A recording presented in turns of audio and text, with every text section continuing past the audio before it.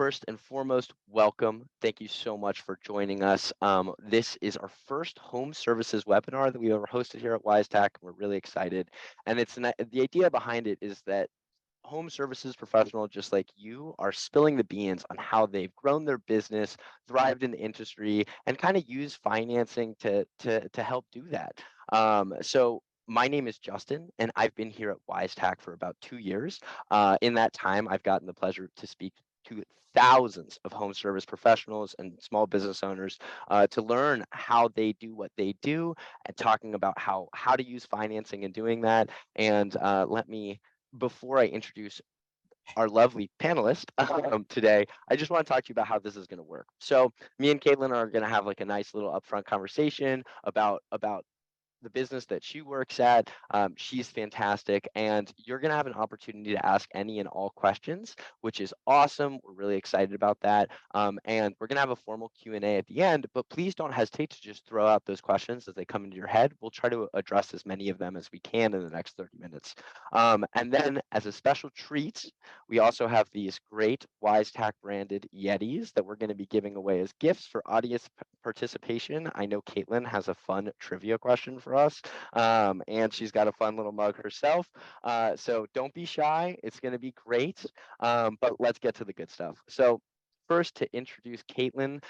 Caitlin keeps the train running over at Landworks Enterprises. It's an arborist tree removal land clearing company that's based in Manchester, Connecticut. Landworks has been with Wisetack for over 6 months now and has already seen an increase in both the number of jobs won and the average job size.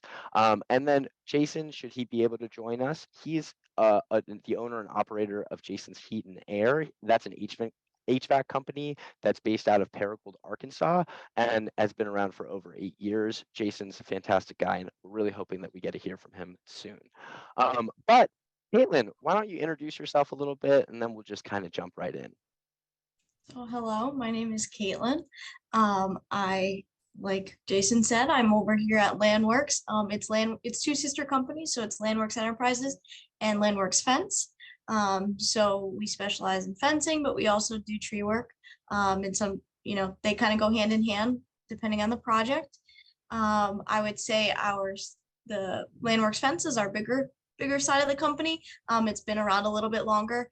It is two brothers who came together, and one does trees and the other one does fence. And so then they just kind of combine the two companies. We have 3 crews for our fence side. So we constantly have 3 jobs going on every day. And then we only have 1 tree crew, but we also do snow under the tree side of our company as well. Oh, absolutely. Yeah. Snow removal is such a huge opportunity and business opportunity for so many small business out there. I hear that one all the time. Well, thank you so much, Caitlin. So why don't we just like get into the nitty-gritty? Obviously, you all do a lot. How do you handle that, Caitlin? Right? Like when I think about it, the amount of scheduling, the amount of moving parts there is craziness. Could you kind of let us into that? Like there's so many different services that you guys offer. How do you keep track of it all? So we introduced Jobber into our platform, and that's made it a lot easier because it can keep the 2 different businesses separate, but all in one space. And so that has kind of helped us. I am the only person who kind of works on both sides of the 2 different companies for scheduling and billing. We have 1 dedicated fence head and 1 dedicated tree head, and they kind of do their respective stuff. We all come together and meet like once a week just to, keep track of what's going on with both companies. But I'm the only person who's kind of the middleman between the 2. And it pretty much is just keep communicating. That's been our biggest thing, and that has kind of just helped keep everything in line. We have whiteboards and schedules and everything all over the office. Absolutely. Sure, everything gets done when it needs to get done. Absolutely. Oh my goodness. I love this thought of like everything from the whiteboard challenge to the customer relationship management software combining everybody in the office to make sure everybody's on the same page. And actually, you know what? This is a fantastic transition question, just because obviously you got to keep everybody on the same page.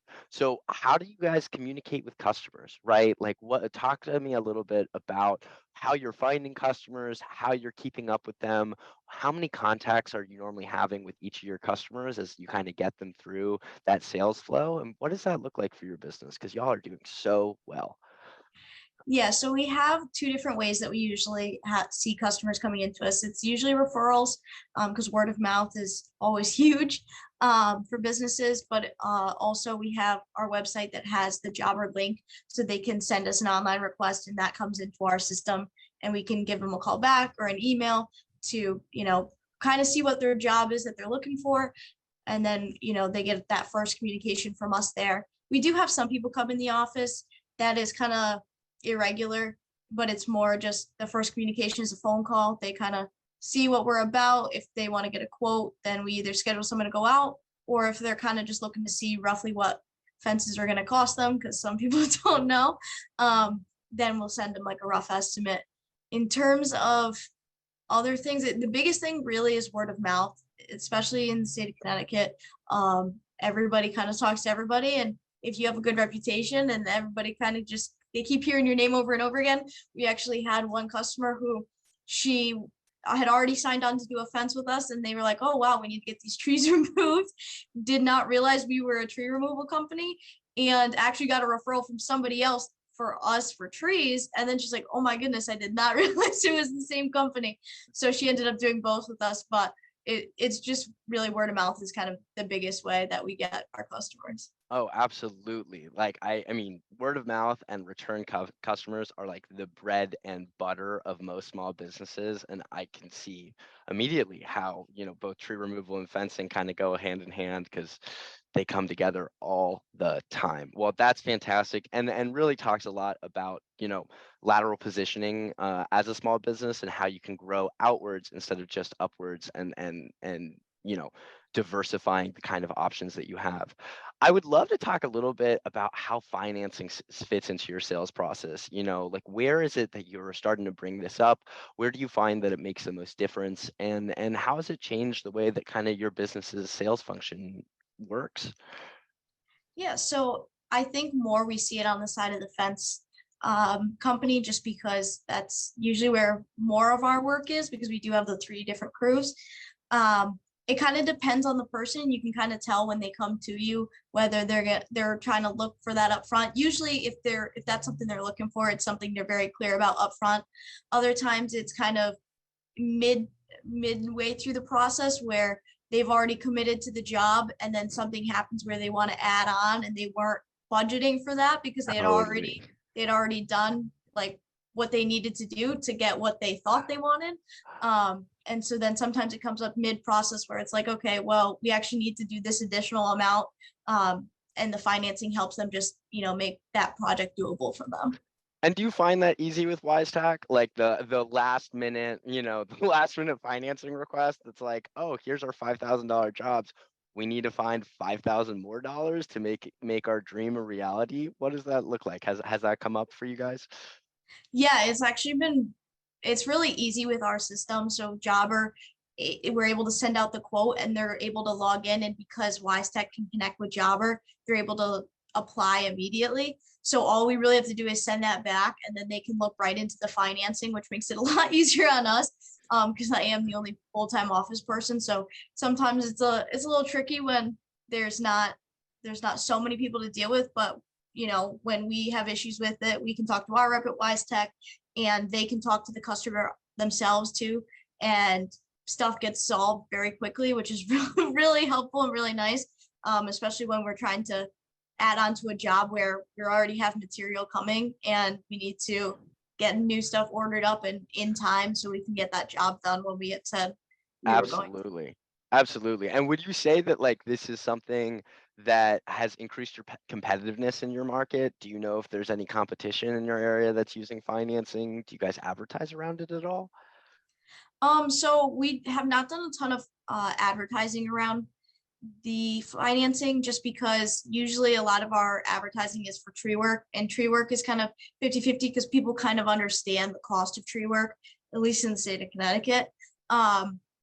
But we definitely have a leg up in terms of the fencing companies in the state of Connecticut, because as far as I know, we're one of the few in the state that offer financing. So when people realize that that's something that we offer, they're like, ooh, that's very helpful, because Totally. a lot of the other companies don't. So yeah, especially with the fencing, we hear that a lot, that it's a lot of sticker shock, and then they're like, oh, but you guys have financing, so that makes the projects a little bit more doable for them. Absolutely. Actually, I would love to kind of dig in here a little bit because, like, I mean, we're talking about sticker shock, we're talking about high cost industry. Like, this is something that comes up for me every day in conversations I have with small business owners. And actually, and something that I think that a lot of people do have a little bit of a problem with is like, how do we talk about financing with our customers, and how do I get my team trained on it? How did you guys kind of deal with this in the onset of, hi Jason, in the onset of bringing financing into your business? How did you train your techs out in the field to talk about it? And then also, when do you bring it up? Where? I think if it's something that they come in wanting, obviously that's our first selling point, is that we have Wisetack. But I think usually for us, we a lot of times see it in like the middle of the process, where they've already kind of committed, they've kind of understood the cost, and the sticker shock has worn off a little bit. And then they realize that that can make it a little bit more manageable. And what we do sometimes is where they may have $5,000 that they were planning on spending. So they'll pay that, but then like whatever the additional was from what they weren't expecting, they'll finance that portion, which has made it really doable. And that kind of is how we bring it in, is we're Totally. like, hey, 5,000 is where you want it to be at.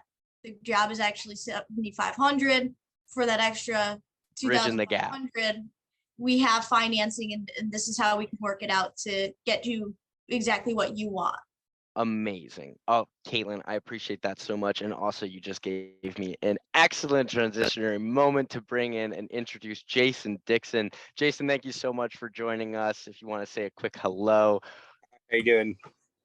Fantastic. And Jason, the reason I bring you up, and I'm so sorry, I'm throwing you straight in it, so be patient with me. But I just happen to know Jason and I have been having a whole bunch of conversations the last couple of weeks. He just recently joined in with Wisetack Financing. Jason is an HVAC professional, right? So heating and air. He does a lot of full system replacements, and that's kind of where he tends to see financing as the most helpful. And if you don't mind us just jumping into your sales strategy a little bit here, Jason, when you're pitching a brand new system and trying to get people to upgrade their entire heating and air system, what does that look like for you? Well, not a lot of people these days have that kind of money to do that big purchase, but Wisetack makes it available for everybody to be able to afford a new system into their home. Totally. Totally. And like when you're out in the field and we're talking, we talk a lot about good, better, best sales model at Wisetack, right? It's a pretty industry standard, right? Good is maybe we're gonna fix or do a partial fix on their current system. Better tends to be like, hey, we could do X, Y, and Z to improve efficiency. Or best is we just replace this and it's gonna pay for itself in 10 years because of X, Y, and Z. And I know that the last time that you and I spoke, we got to talk pretty extensively about how in Arkansas there's some changing regulations that are really going to change how you introduce your sales strategy overall. Do you want to talk a little bit about that? Because I'm sure there's some folks in the audience that would love to hear about it. Sure. Here in 2023, they're going to be increasing it to a 15 SEER. Right now, it's currently at 14 SEER. But then here in 2025, they're going to be doing away with the 410A and going to another refrigerant. So, it's kind of like, if there's not really any sense in keeping those old units on the road, it's best to just go ahead and change them out and go with these, just go with the flow with these government mandates, these energy requirements. You're going to save it over time. and it's going to be the best thing for you. I know it hurts a little bit in the beginning, but it's worth it in the end. Totally. You know what? I loved the tone. I love the tone of that. By the way, that's something I like to call compassionate upselling, right? Where Yeah. it's probably going to be the best thing for your customer in the long run. But sometimes it hurts up front. And how's financing kind of been involved in that? Well, I'd like to throw this out here. This is something I thought of since I last spoke to you. I've been with 4 different finance companies, and Wisetack's been hands down the best, because where other ones say no, Wisetack says yes. And let's say the person doesn't approve for $10,000, they can also get, $5,000 or $3,000. So even though they don't qualify for the full amount, they can still get their air fixed. They can qualify for the repair. And it's like with every other finance company I've ever been with, it closes the door. If they don't have good enough financing, you lost the sale. You tuck your tail between your legs and you walk out the door with no money. At least with Wisetack, we're able to at least make a repair if we're not able to make the sale. Totally. Thank you so much, Jason. Such a great point to share. And Caitlin, I actually wanted to ask you about something really quick, just to change our gears a little bit. Just because I know in Jason's business, it's all about that full on replacement. That's like the end goal. But for fencing, especially with increased material costs and having a lot of people with a little bit less money on hand these days, what is your guys' strategy for getting new customers through the door and just making sure you're walking away with a sale at every touch point at the house, if you have one? I think our biggest thing is, usually if somebody's coming to you for a fence, it's because it's something they want or something they need. So usually it's for their children or dogs, or to keep other animals out of their property. So I think that's where we have a little bit of leeway, where they're already kind of looking for this. I think what we've noticed is, with everything getting more expensive, we've actually been able now to buy more material. So that has lowered our costs. So we've been able to kind of contribute that to the customer as well. So we're like, hey, we're getting better deals, so you're going to get a better deal as well. So sometimes if we had somebody come to us a couple months ago and they never went through with the job, we'll call them back and say, hey, we actually got better pricing in, because prices for some of our stuff is going down. And that's how we go back and try to get the sale. Otherwise, we're like, hey, how can we work this out that it's still going to be something you want, but maybe not to the size you want? Because some people don't, they're like, okay, well, I wanted to fence in my whole yard, but if right now I can only do the privacy, which is like what they called us for, because they've got a neighbor who is not so nice, or just they block something off. Totally. Then we're like, hey, our material, we've not had anything retired on us where if you do partial, like part of your yard, that you can't in another year get the other part done. And we've had a couple customers where at one point they could only do the one portion, but because we had a good relationship with them, we get that returning customer to finish off what they originally had started. Totally. So we just got a great question in the chat, which is like about reputation. And somebody asked, how do you ensure that you're getting great reviews from your customers? Both you guys have a great online presence, and how are you kind of leveraging that to get more business? I think for us personally, it really matters like who you have answering the phone and greeting these people. We don't have a huge team in the office. It is myself and one other person for fences. But what we hear a lot is they like working with us the best. They had the best impression after meeting us, that even though we're not the cheapest option, they're still going to do the job with us just because they feel like they're going to have a better experience. I think trying to keep up that customer service aspect is the biggest part, because if you have people that rub people the wrong way, then they're already like, you know what, there might be somebody else better I can work with. And it's not been easy. We've had a couple people work with us that did not, give off that great impression, and we did definitely lost sales because of it. But I think the biggest thing is to get that good relationship with your customers, and then we are using a thing to try to get reviews and try to get those referrals. And a lot of times that word of mouth really is just, if you have that good relationship, then people are willing to call you back. Or we've had people who they call us back for somebody else. They're like, hey, we actually know somebody, or my sister, or Yeah, my and neighbor here's was their doing number. it. Please reach out And to them. yeah, and then they see that we've done the work, and then they Yeah. call for somebody else, and then we get in contact with that person as well. Absolutely. Jason, I'm sure this is something you've dealt with, because I know that you do a lot of high quality work out in the field. How do you deal with this issue? Probably like one of the smallest things we do is probably warranty our competitors. Or excuse me, we warranty our competitors' unit. So if they sell it to you and it breaks and someone calls us out, we'll go ahead and warranty it just to be the savior of the day. Those always get you great reviews. Probably another thing we do is we go out to a person's house and they got a compressor bad. We don't charge them that day. There's a lot of times if we don't fix nothing, we don't charge nothing. It's a no fix, no pay. Have had it will run a contractor broke, but it's blessed us in a small community because they know Totally. they know if we come out, they can afford us.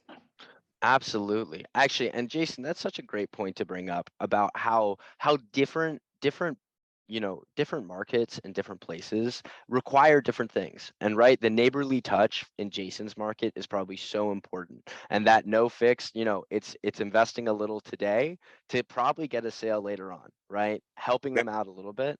And that's fantastic. Yeah. And I appreciate that so much, Jason. And I'm looking at the time. Wow, it flies when you're having fun. We only have about 5 minutes left, so I do want to get to our Q&A part. We did just have another great question come in. How do your customers react when you mention that react when you mention that you have financing? I know that there's a lot of people out there who can be a little bit shy around it because they don't want to offend their customers. Have you ever run into that? Oh no, I'm never shy about it. I mean, matter of fact, if someone squeals a little bit or squirms a little bit on the price because the heat and air unit is not cheap, I'm always quick to throw it in there as a nice, generous offer, and to ease the blow of the burden of the unit sale. So I mean, I've always used it as an offer whenever they squeal real hard on the price. Totally. And Caitlin, do you have people who kind of get a little gun shy about you mentioning financing ever? Yeah, I think you can kind of, within our market, we can kind of like tell who those people are going to be, because there's some people who are very confident that they know what it's going to cost them, and they're ready to take on the project. I think usually for what we do is we kind of try to, feel the person out. Definitely, like Jason said, if they're kind of squealing at the price a little bit, we're like, hey, we also have this. But even if you mention it and somebody gets like a little flustered that you said something about it, usually you can kind of be like, I just wanted to let you know, like, we do offer this, like, I'm not pushing it on you. If it doesn't work out for you, you can always go a different route. But we do like always want to mention it in case that is something that they're like, oh, that actually would help me, even if it's just that they need to just delay off the payment a little bit longer than they were planning on originally. Absolutely. That's fantastic. That's great advice. Thank you so much, Caitlin. I've got another really interesting one in the chat. What is usually the customer feedback regarding Wisetack? Application process, loan terms, just general customer experience? I've had nothing but feedback on it. Nothing but what? Sorry about that, Jason. Positive feedback. Awesome. And so far, I have not had one no. Not a single decline of all the people that have applied. Awesome. Yes. I also is the people that work third shift and have these odd sleep hours. It's fully automated, so they can do it at any time at their convenience. That's amazing. Yeah, it's super accessible. What about you, Caitlin? I think we've had the same experience. It's been very positive. It's very quick. We get the information that we need on our end. they get the information they need. And if we have any like miscommunication and we're not sure exactly what they're seeing, we can always reach out to our rep and we're able to, get it straightened out really quickly. And sometimes if I can't help them out on my end, I have call Wisetack, and I've never had somebody come back and say, oh, that was a horrible experience trying to get something worked out. Like they always, get on, they're able to talk to the person, and then they're all set. And we've not had any negative. Let's give it up for the customer support team at Wisetack. We love them. They're so great. Also, Saul, Paul, and Ed, just so you all know, you are all getting Wisetack Yetis for your wonderful, wonderful questions. So thank you so much. In fact, if you could submit a question with just your phone number and email address, that way we can track you down, that'd be greatly appreciated. But here are our final fun little trivia moment for 2 more possible Yetis to come out the gates here. Caitlin and Jason have both come with some industry specific trivia questions. So here, Caitlin, I'll let you take it away, and then Jason, I'll let you do it. And then if you guys know this in the chat, just submit it as a question, and I'll just start yelling them out here, and we'll see if you get it right. Caitlin, take us away. All right, so I chose to use the fencing company just because I have a little bit more knowledge there. So the question that I came up with was, how many pounds of concrete does a single post need to be set in to prevent heaving? That's a good one. I would Jason? say 30 pounds, a half a bag. Half a bag? I would assume 1. Full bag of Quikrete has to at least, maybe more. She's saying more. Okay, wait, I'm not gonna spoil it. Sorry. I've laid a few fence posts in my life, and I clearly did it wrong. Jason, what's your trivia question? What is the national SEER rating going to be January 23rd? The national, CRE rating? The SEER rating. SEER rating. Okay, awesome. All right, hold on. Caitlin, I've got an answer from Robert. Is it 80 pounds of concrete? All right, I've got one. So the only hint I'm gonna give is that we use a lot higher quality than you would get from Lowe's and Home Depot. So I'll add that in A there. lot higher quality. Most posts are not set in mixed concrete. That is in the Connecticut. It can take the moisture from the soil. So just you need the keep that in good mind. stuff. You need the good stuff. I hear you, Caitlin. All right, we're actually hold on. Robert Fight said 15 series. Is that right, Jason? That's correct. That's correct. All right, Robert, you're gonna get yourself a Yeti. And with that last correct question, we unfortunately have to close today. But I just want to say thank you so much, Caitlin and Jason, for joining us. This has been such a pleasure to get to sit down with you. Thank you, everybody, for joining us. We'll hopefully get you those Yetis. Please reach out if we forget you. You can always email us. You can email me directly, actually. That's justin.coopersmith@wisetack.com. You can also email us and email our wonderful support team at support@wisetack.com. Apologies. But that's it for us today. Caitlin, Jason, thanks again. And hopefully you all can join us next time when we do another one of these. It's been a pleasure, everybody. And I hope everybody has a wonderful day.